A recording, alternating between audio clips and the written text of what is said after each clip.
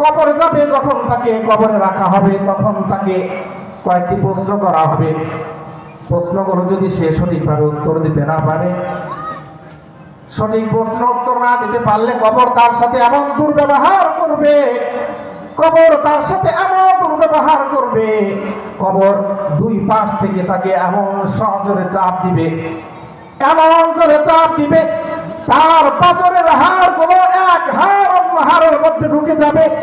রাসূলুল্লাহ সাল্লাল্লাহু আলাইহি ওয়াসাল্লাম বর্ণনা করতে গিয়ে আঙ্গুল দিয়ে এভাবে বুঝিয়েছেন, তাসবিহ এক আঙ্গুল অন্য আঙ্গুলের মধ্যে যেভাবে ঢুকিয়ে দেওয়া হয়, একটি অন্যটির মধ্যে যেভাবে মিশে যায়, ঢুকে যায়, কবর তাকে চাপ দিয়ে এত সংকীর্ণ করে দিবে যে তার পাঁজরের হাড়গুলো পরস্পরে মিলে যাবে। এ হলো তার কবর জগতে তাকে সংকীর্ণ করে দেওয়া হবে। এটা একটি হাদিস, হযরত আবু হুরায়রার হাদিস। হযরত সাঈদ ইবনে জুবায়ের রাদিয়াল্লাহু তাআলা আনহু, বিখ্যাত আরেক সাহাবী, উনি বর্ণনা করেন, উনি এই আয়াতের তাফসীর করেন। উনি বলেন যে না, কবর জগৎ না, দুনিয়াতেই সংকীর্ণ হবে।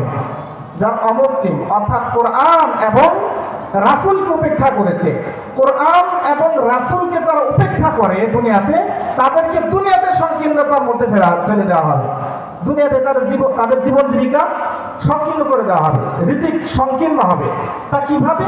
আমাদের মেধায় ধরে না, আমাদের যুক্তিতে তা ধরে না, যুক্তির খেলাফ। অর্থাৎ অমুসলিমদেরকে দেখছি তারা জীবন জীবিকা বড় প্রশস্ত, বরং আমরা মুসলিম যারা আছে আমরাই কি অনেক ক্ষেত্রে সংকীর্ণতার মধ্যে আছি।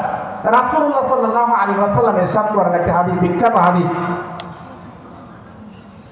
হাদিসের মধ্যে এসেছে দুনিয়াতে সবচেয়ে বেশি কষ্টের শিকার হয়েছেন, বালা মুসিবতের শিকার হয়েছে আম্বিয়া কেরাম। কারা? নবী রাসূলগণ সবচেয়ে বেশি কষ্টের শিকার হয়েছে। এই বয়ানটি নতুন শুনলেন? বহুত আগে থেকে শুনেছেন। আম্বিয়া কেরাম, নবী রাসূলগণ যে পরিমাণ কষ্ট করেছেন সাধারণ অবস্থা করে নাই। আল আমসাল ফাল আমসাল, এরপর থেকে আল্লাহ তাআলার সাথে যার নৈকট্যতা যত বেশি, পরিমাণ অনুযায়ী ধারাবাহিকভাবে তার কষ্টটাও সেভাবে এসেছে। সর্বপ্রথম বেশি কষ্ট স্বীকার করেছেন আম্বিয়া কেরাম, যেটা আম্বিয়া কেরামের সাথে আল্লাহ তাআলার সাথে সবচেয়ে বেশি সম্পর্ক, বেশি কাছাকাছি। আউলিয়া কেরাম, মুহাদ্দিসিন কেরাম, বুজুর্গানে কেরাম যারা আছেন আল্লাহ তাআলার সাথে যত বেশি সম্পর্ক, তারা কি দুনিয়াতে চলার পথে বালা মুসিবতে বেশি আক্রান্ত হয়েছে। এটা রাসূলের হাদিস। তাহলে কোরআন এবং রাসূলের হাদিসের মধ্যে মিল পাচ্ছি না, আমার যুক্তির সাথে কোরআনের আয়াতের সাথে মিলে না। ব্যাখ্যা কি? সাঈদ ইবনে মুসাইয়াব, সাঈদ ইবনে জুবায়ের রাদিয়াল্লাহু তাআলা আনহু বলেন, তার জীবন জীবিকা সংকীর্ণ করে দেওয়া হবে। তার অর্থ হলো, বাস্তবতা হলো এটা, আসলে দুনিয়াতে তার শান্তি থাকবে না, শান্তি উঠিয়ে দেওয়া হবে। মন দিব এদিকে, খুব সতর্কতার সাথে শুনবো বিষয়টা।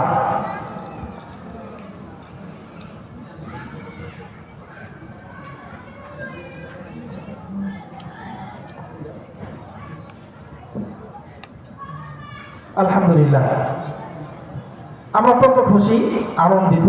আজকের এই মহতী মাহফিলের প্রধান অতিথি আমাদের সকলের পরিচিত মুখ। অত্র অঞ্চল সাভার, আশুলিয়া, ধামরাই, আমিনবাজার, এদি মিরপুর, সমস্ত এই অঞ্চলের ওলামায়ে কেরামের আস্থার পাত্র, মধ্যমণি, সকলের মহব্বতের মানুষ। আজকের আপনাদের এই মাহফিলের প্রধান অতিথি হযরত মাওলানা হাফেজ নূর মোহাম্মদ সাহেব হাফিজাহুল্লাহ, উনি এসে আপনাদের মাঝে উপস্থিত হয়েছেন। আপনারা খুশি না বেজার? জি আলহামদুলিল্লাহ। আমরা সকলে দোয়া করবো আল্লাহ তাআলা হযরতকে নেখায়াত দান করেন, হযরতকে আল্লাহ তাআলা ওনার সুস্বাস্থ্য, সিহাত, আফিয়াতের সাথে সুদীর্ঘ করে দেন। সকলে বলি আমিন।